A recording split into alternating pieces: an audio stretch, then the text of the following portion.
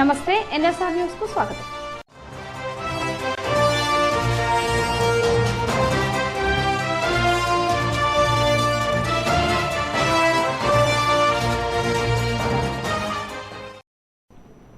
రెండు 2024 పార్లమెంట్ ఎన్నికల్లో మరోసారి నరేంద్ర మోడీ దేశ ప్రధాని కావడం ఖాయమని, అందుకు నిదర్శనమే మొన్న 3 రాష్ట్రాలలో భారతీయ జనతా పార్టీ సాధించిన ఘన విజయమేనని భారతీయ జనతా పార్టీ సీనియర్ నాయకులు మురళీధర్ అన్నారు. వరంగల్ జిల్లా తూర్పు నియోజకవర్గంలోని ఉర్సుగుట్ట వద్ద ఉన్న ఆకుతోట కన్వెన్షన్ హాల్లో ముఖ్య కార్యకర్తలతో రానున్న పార్లమెంటు ఎన్నికల నేపథ్యంలో మురళీధర్ రావు సమావేశం ఏర్పాటు చేశారు. రానున్న రోజుల్లో తెలంగాణ రాష్ట్రంలో బీజేపీకి మంచి అవకాశాలు ఉన్నాయని, కాంగ్రెస్ పార్టీ ఏదైతే తెలంగాణ ప్రజలకు హామీ ఇచ్చారో అవన్నీ సంవత్సరంలోపు పూర్తి చేయకుంటే 1,00,000 మందితో పెద్ద ఎత్తున ఆందోళన చేపడతామని, అదేవిధంగా మధ్యప్రదేశ్లో 5వసారి అక్కడి ప్రజలు అధిక మెజారిటీతో భారతీయ జనతా పార్టీకి మళ్లీ పట్టం కట్టారని, మోడీపై ఉన్న నమ్మకంతో దేశ ప్రజలు భారతీయ జనతా పార్టీ వైపు చూస్తున్నారని మురళీధర్ అన్నారు. రాష్ట్రాల్లో బీజేపీ గెలుపేదైతుందో అది అనేక విధాలుగా దేశ రాజకీయాల మీద చాలా ప్రభావాన్ని చూపెట్టబోతున్నది. మధ్యప్రదేశ్ ముఖ్యంగా 5 సార్లు అంటే 20 సంవత్సరాల తర్వాత కూడా మళ్ళా ప్రజలకు ఎన్నిక కావడం, ఓటు పర్సెంటేజ్ పెరగడం, గణనీయమైన సీట్లు సాధించడం, రాజస్థాన్లో, ఛత్తీస్గఢ్లో కాంగ్రెస్ ప్రభుత్వాల నుంచి ఆ రాష్ట్రాలను విముక్తి చేసి బీజేపీ గెలవడం, నరేంద్ర మోదీ గారి నాయకత్వంలో 2024లో జరగబోయే పార్లమెంట్ ఎన్నికల మీద ఇంతకుముందు ఎన్నడూ రానంత మెజారిటీ సాధించే దిశలా ప్రయాణం చేయడానికి మార్గం సుగమమైంది. కాంగ్రెస్ ఈరోజు భారతీయ జనతా పార్టీని ఎదుర్కోవడంలో విఫలమైనటువంటి పార్టీ. రాష్ట్ర అటవీ, పర్యావరణ మరియు దేవాదాయ శాఖ మంత్రిగా శ్రీమతి కొండా సురేఖ బాధ్యతలు చేపట్టారు. సచివాలయం 4వ అంతస్తులో ఉన్న కార్యాలయంలో కుటుంబ సభ్యులతో కలిసి ప్రత్యేక పూజలు చేసి బాధ్యతలు స్వీకరించారు. అనంతరం సమీక్ష సమావేశం నిర్వహించారు. ఈ సమావేశంలో దేవాదాయ, అటవీ శాఖల ఉన్నతాధికారులు, సిబ్బంది హాజరయ్యారు.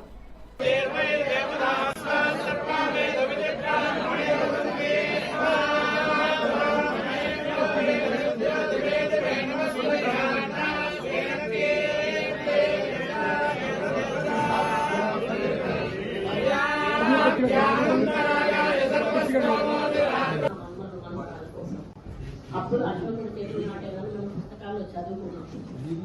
ఆ ముసలాన్ని ఆదర్శంగా తీసుకొని ఆయన వరుసగా చెట్లు నాటడం పెట్టి ఆ విధంగా హన్మకొండ జిల్లాలో ఓటర్ల జాబితా సమగ్రంగా ఉండే విధంగా అధికారులు చర్యలు చేపట్టాలని జిల్లా కలెక్టర్ సిక్తా పట్నాయక్ అన్నారు. హన్మకొండ జిల్లా కలెక్టరేట్లోని మినీ కాన్ఫరెన్స్ హాల్లో అధికారులతో శనివారం సాయంత్రం సమీక్ష సమావేశం నిర్వహించారు. ఈ సందర్భంగా జిల్లా కలెక్టర్ మాట్లాడుతూ కేంద్ర ఎన్నికల సంఘం ఆదేశాల ప్రకారం ఓటర్ల జాబితా పకడ్బందీగా ఉండాలన్నారు.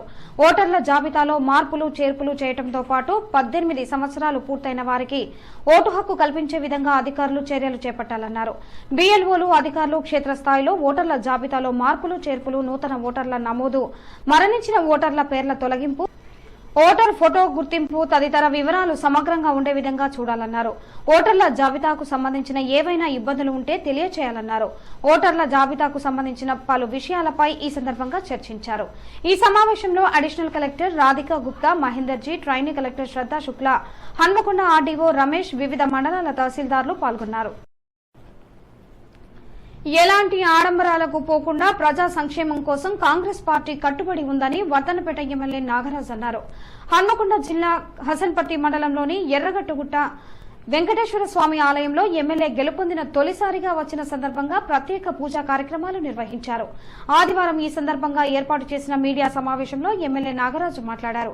గత ప్రభుత్వం విచ్చలవిడిగా ప్రజాధనాన్ని వృధా చేయడంతో పాటు ప్రభుత్వ ఆస్తులను కబ్జా చేసి వాటిని చట్ట పరిధిలో సర్వేలు నిర్వహించి వాటిని ప్రభుత్వం స్వాధీనం చేసుకోవడం జరిగిందని తెలియజేశారు.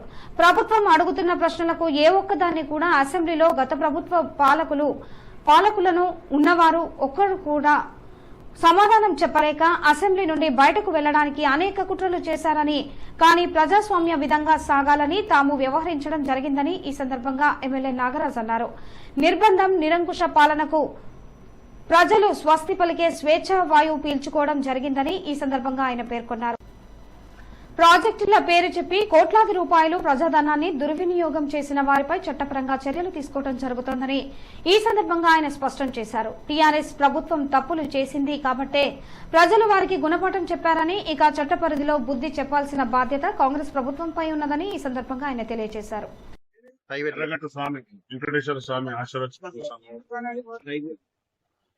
వడ్లనపేట నియోజకవర్గ ప్రజలకి ఆశీర్వదించి, నా కార్యకర్తలు ఆశీర్వదించి, వారి యొక్క సహాయ సహకారాలకు మర్చిపోయి రోజుని వారి యొక్క ఆశీర్వాదం, వారి యొక్క మనోధైర్యంతో ఈ రోజు నేను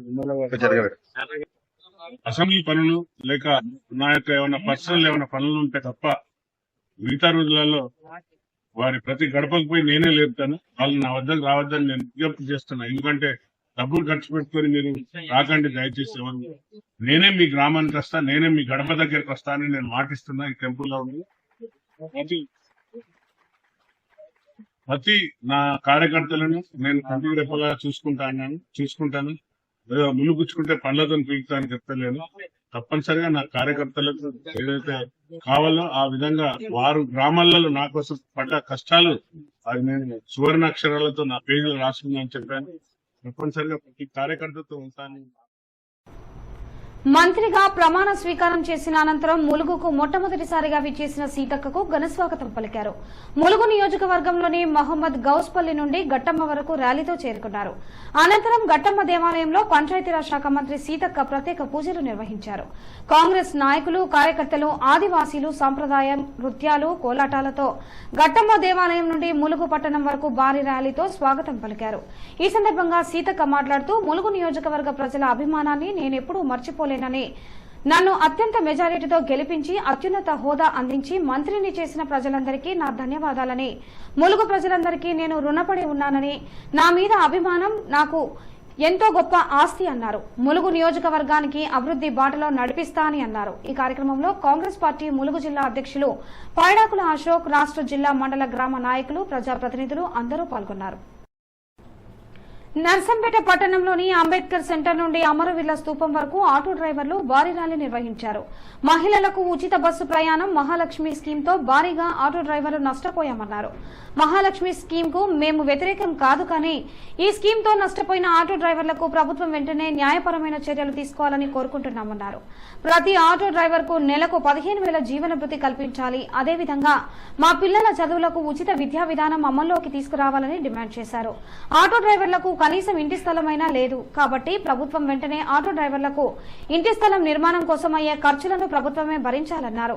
ఈ కార్యక్రమంలో వరంగల్ జిల్లా ఆటో డ్రైవర్స్ యూనియన్ అధ్యక్షుడు కందికుంట శ్రీనివాస్ మరియు ఆటో డ్రైవర్లు తదితరులు పాల్గొన్నారు. అనుకున్నాం సార్, కానీ మాకు ఏం అన్యాయం చేస్తలేరు. ఒక్కొక్కరికి 2 లక్షలు 3 లక్షల రూపాయల జీతం ఉన్నది సార్. వాళ్ళ ఎత్తున మేము వస్తాం సార్.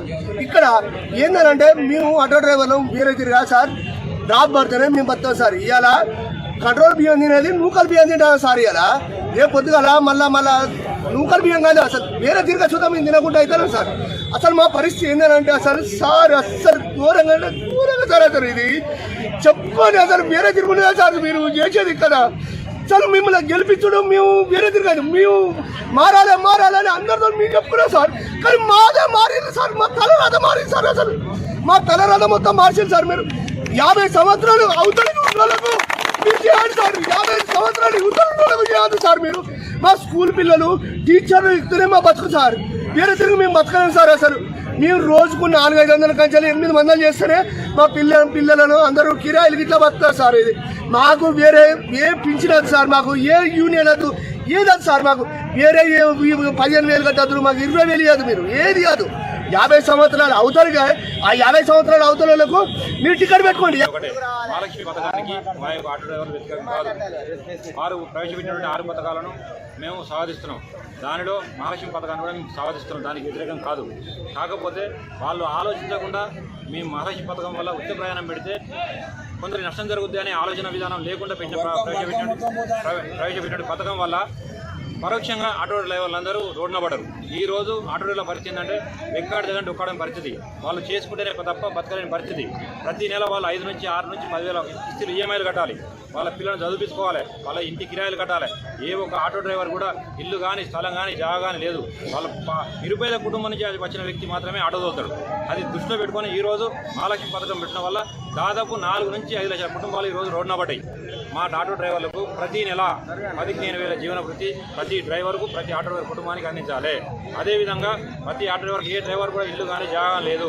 డబుల్ బెడ్రూమ్ పథకంలో వారికి ఇల్లు స్థలంతో పాటు ఇల్లు కేటాయించాలి. అదేవిధంగా వారి యొక్క పిల్లలకు వైద్యం ఫ్రీ విద్య ఇవన్నీ ఫ్రీగా అందించి ఆదుకోవాలని ఈ విధంగా ప్రభుత్వాన్ని డిమాండ్ చేస్తున్నాం. మహబూబాబాద్ జిల్లాలో ఒక చిన్న పనికే చీటికి మాటికి కోర్టు మెట్లు ఎక్కిన జిల్లా కలెక్టర్ ఒక జర్నలిస్టు చేత కోర్టు ధిక్కారం కేసు ఎదుర్కోవటమే కాదు, హైకోర్టు ఉత్తర్వులను ఉన్నత న్యాయ వ్యవస్థకే చుక్కలు చూపిస్తున్నాడు. ఆయన ఎవరో కాదు, మహబూబాబాద్ జిల్లా కలెక్టర్ కె శశాంక. మహబూబాబాద్ జిల్లాలో మీడియా అక్రిడేషన్స్ కమిటీ అక్రిడేషన్స్ పొందిన వ్యవహారం అంతా తప్పుల తడకేనని మహబూబాబాద్ కు చెందిన జర్నలిస్ట్ మాటూరి నాగేశ్వరరావు తెలంగాణ రాష్ట్ర ఉన్నత న్యాయస్థానాన్ని ఆశ్రయించాడు. గత సంవత్సరం నుండి ఈ కేసులో పిటిషన్దారుకు జిల్లా కలెక్టర్, జిల్లా సమాచార పౌర సంబంధాల శాఖ అధికారి శ్రీనివాసరావు, అక్రిడేషన్ కమిటీ సభ్యులు ప్రతివాదులుగా వారి వాదోపవాదాలు జరిగాయి. సీనియర్ ఇండిపెండెంట్ జర్నలిస్టులకు అక్రిడేషన్ కార్డులు ఇవ్వకుండా ఒక జర్నలిస్టు సంఘం నాయకులు జిల్లా కలెక్టర్ డిపిఆర్ఓ మీద ఒత్తిడి తెచ్చి గత 35 సంవత్సరాలుగా పనిచేస్తున్న వారికి ఇండిపెండెంట్ సీనియర్ జర్నలిస్టులకు అక్రిడేషన్ కార్డులు ఇవ్వకపోవటమే జిల్లా కలెక్టర్ నెత్తిమీదికి ఈ సమస్య వచ్చింది. కోర్టు మధ్యంతర ఉత్తర్వులు ఇచ్చి కమిటీలోకి మాటూరి నాగేశ్వరరావుని తీసుకుని ఇండిపెండెంట్ జర్నలిస్టుల విషయం పరిశీలన చేయాలని హైకోర్టు ఉత్తర్వులు ఇచ్చినప్పటికీ జిల్లా కలెక్టర్, సమాచార పౌర సంబంధాల శాఖ అధికారులు, అక్రిడేషన్ కమిటీ సభ్యులు పిటిషన్దారునికి ఒక అక్రిడేషన్ కార్డు ఇచ్చి చేతులు దులుపుకున్నారు. చివరి రోజు అయిన ఈ నెల 8వ తేదీ వరకు పిటిషన్దారుడైన మాటూరి నాగేశ్వరరావు వేచి చూసి ఈ రోజు తనకు జరుగుతున్న అన్యాయం గురించి మహబూబాబాద్ జిల్లా కోర్టు సమీపంలో గల అంబేద్కర్ విగ్రహం సాక్షిగా జర్నలిస్టులకు, సామాన్య ప్రజలకు వివరించాడు. తెలంగాణ రాష్ట్ర ఉన్నత న్యాయస్థానం ఉత్తర్వులనే కాలరాస్తున్న జిల్లా కలెక్టర్, డిపిఆర్ఓ, అక్రిడేషన్ కమిటీ వారిపై చర్యలు తీసుకోవాలని మాటూరి నాగేశ్వరరావు డిమాండ్ చేశారు. చీఫ్ జస్టిస్ మాధవదేవ్ గారు ఇచ్చినటువంటి ఆర్డర్ను కూడా మన జిల్లా కలెక్టర్ కె శశాంక గారు ఆర్డర్ కాపీని కూడా తీసుకొని ఇంతవరకు కూడా నన్ను అక్రిడేషన్ కమిటీలకు తీసుకోలేదు. అతను 239 జీవోని ఉల్లంఘన చేస్తూ ప్రజాస్వామ్యాన్ని కాపాడుతా, ప్రజల హక్కులని కాపాడుతా అని రాజ్యాంగం మీద ప్రమాణం చేసినటువంటి కలెక్టర్ ఐఏఎస్ శశాంక గారు ఇంతవరకు కూడా ప్రజాస్వామిక వాదులను కానీ, ప్రజాస్వామ్య హక్కులను కానీ, పౌరుల హక్కులను కానీ కాపాడేటువంటి వ్యక్తి కలెక్టర్ మాత్రం కాదు. చిల్లాకొల్లమై చెదలు పట్టిపోయినాయి ఇక్కడ టోటల్గా ఈ యూనియన్లో పనిచేసే వ్యక్తులు. కాబట్టి ఇప్పటికైనా కలెక్టర్ శశాంక గారు మన్నించి నేను చెప్పేది ఏంటంటే, హైకోర్టు ఆర్డర్ని స్వీకరించి మీరు తప్పకుండా నన్ను అక్రిడేషన్ కమిటీలకు తీసుకుంటారని ఆశిస్తూ, నేను పిలవగానే వచ్చినటువంటి నా మీడియా సోదరులందరికీ, ప్రింట్ అండ్ ఎలక్ట్రానిక్ మీడియా సోదరులందరికీ ధన్యవాదాలు తెలుస్తూ, అదేవిధంగా ముఖ్యంగా అంబేద్కర్ గారికి నమస్కరిస్తూ, అంబేద్కర్ గారు రాసినటువంటి రాజ్యాంగం సెక్షన్ 19A1 అంటే భావ ప్రకటన స్వేచ్ఛ, ఇది మన జర్నలిస్టులకే వర్తిస్తుంది. కాబట్టి ఈ జర్నలిస్టులకు వర్తించేటువంటి ఈ చట్టం యొక్క విలువల్ని తెలుసుకొని కలెక్టర్ గారు ఇప్పటికైనా నన్ను అక్రిడేషన్ కమిటీలకు తీసుకోవాలని కోరుకుంటూ అందరి మీడియా మిత్రులందరికీ ధన్యవాదాలు తెలుపుతూ ముగిస్తున్నాను. హన్మకొండ కిక్ బాక్సింగ్ అసోసియేషన్ ఆధ్వర్యంలో Telangana state open kick boxing championship 2023 పోటీలు 2 రోజుల పాటు వరంగల్ ఇండోర్ స్టేడియంలో ఘనంగా నిర్వహించారు. ఈ పోటీలకు గాను రాష్ట్రంలోని వివిధ జిల్లాల నుండి 800 మంది విద్యార్థులు పాల్గొన్నారు. ముఖ్య అతిథులుగా రాష్ట్ర అధ్యక్షులు రామాంజనేయులు, కార్యదర్శి మహేందర్, ఉమ్మడి వరంగల్ జిల్లా Olympic association secretary Kailash Yadav, స్థానిక కార్పొరేటర్ తోట వెంకన్న, మాడిశెట్టి మనోజ్, కిక్ బాక్సింగ్ కోచ్లు పాల్గొన్నారు. ఈ పోటీలలో హన్మకొండ కిక్ బాక్సింగ్ అసోసియేషన్ నుండి సుమారు 100 మంది విద్యార్థులు పాల్గొని వ్యక్తిగత విభాగాలలో బంగారు, సిల్వర్ మెడల్ సాధించి ఛాంపియన్షిప్ కైవసం చేసుకున్నారని అధ్యక్షుడు బండారి సంతోష్ తెలిపారు. హన్మకొండ జిల్లా భీమదేవరపల్లి మండలం కొత్తకొండ గ్రామంలోని వీరభద్రస్వామి ఆలయంలో 2024 సంక్రాంతి బ్రహ్మోత్సవాలు జాతరను పురస్కరించుకుని ప్రత్యేక పూజా కార్యక్రమాలు నిర్వహించారు. నెల ముందు జరిగే ప్రత్యేక పూజా కార్యక్రమాల్లో ఆలయ ఈవో కిషన్ రావు పాల్గొన్నారు. ఈ కార్యక్రమంలో ఆలయ ఉప ప్రధాన అర్చకులు రాజయ్య, ముఖ్య అర్చకులు రాంబాబు, సిబ్బంది పాల్గొన్నారు.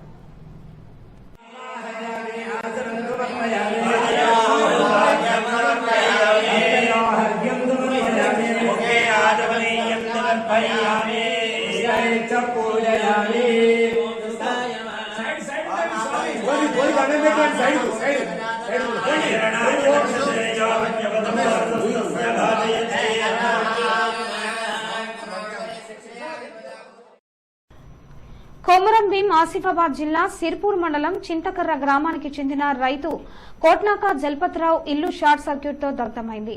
ఇంట్లో ఎవరూ లేని సమయంలో విద్యుత్ షార్ట్ సర్క్యూట్ తో దగ్ధమైందని బాధితుడు తెలిపారు. ఈ ఘటనలో 2 కుటుంబాల ఇంట్లో ఉన్న పత్తి పంటతో పాటు ఇంట్లో వాడే వస్తువులు, బట్టలు, ఇతర సామాగ్రి మొత్తం కాలిపోవడం జరిగింది. మొత్తం అంచనా 10 లక్షల నష్టం జరిగిందని చెప్పారు. దీంతో ప్రభుత్వం వెంటనే తనను ఆదుకోవాలని బాధ్యత రైతు వేడుకుంటున్నాడు. ఈ వార్తలు ఇంతటితో సమాప్తం. నమస్కారం.